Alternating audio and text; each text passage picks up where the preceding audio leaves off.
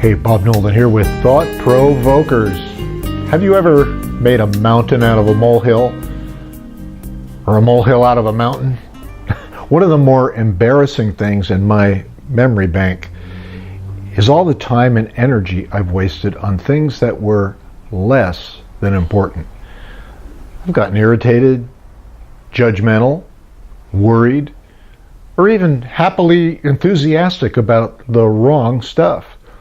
Meanwhile, I had ignored, neglected, or just plain missed the right stuff. Can you relate to that? Some years ago, I felt really mistreated by this other preacher.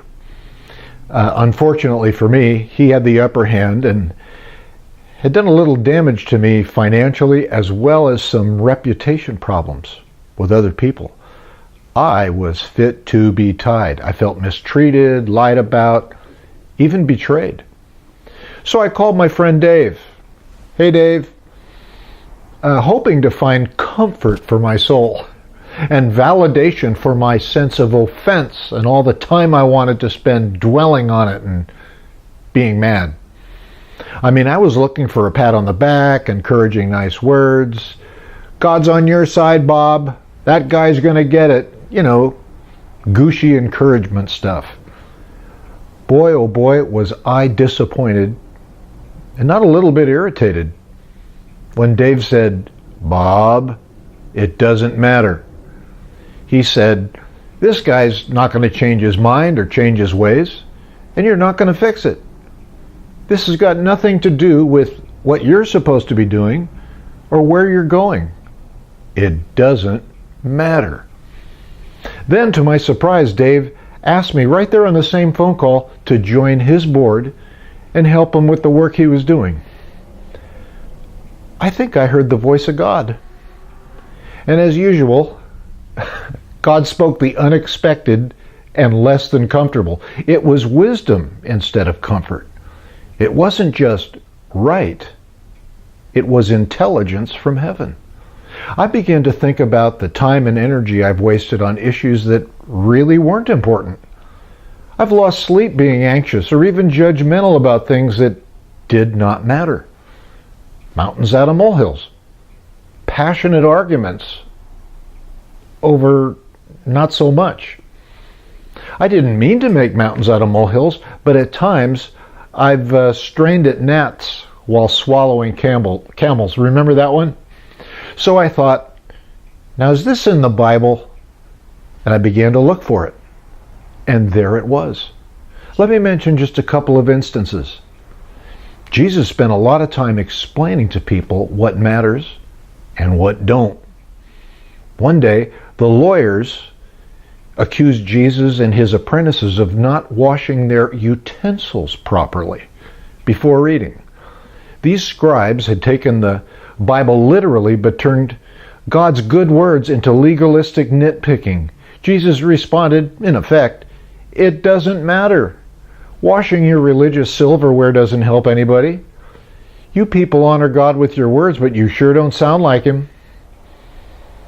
These guys thought that their traditions and their Bible interpretations mattered more than goodness and kindness toward other people.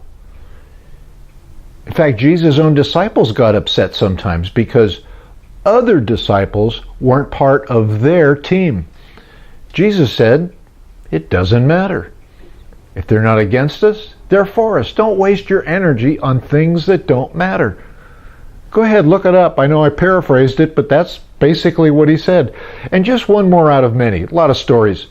There's this story about Elijah. You know, Elijah the prophet. He was sitting in a cave, totally depressed, maybe even suicidal. God says to him, what are you doing here, Elijah? Elijah says, I've been doing all this stuff for you, and now the bad guys are trying to kill me. God says, it doesn't matter. Get off your butt. You and I have some work to do. One of the best ways God will encourage you and me is to give you something to do for him that really matters. There's no greater compliment or encouraging word in the universe than for God to say to you, get up and let's go. I said, we have work to do. Kooky forms of Christianity start and are fueled by making a big deal out of non-essentials. Sometimes we call these cults. And it's not just religion, but all kinds of systems, family, friendships, education, business, you name it. Sometimes even a good truth can be blown out of proportion and made into a monster that no one can obey or understand. Stuff that doesn't matter. Even the most sincere of us can do this because we let our own insecurities drive us to nitpicking instead of grace. These teachers made a religion out of emphasizing things that didn't matter to God. Meanwhile, good people languished under complicated rules and traditions. Why? Because it is possible to push what doesn't matter and neglect what does. So let's end this provoker with a quick little prayer. God, show me what does matter and what don't.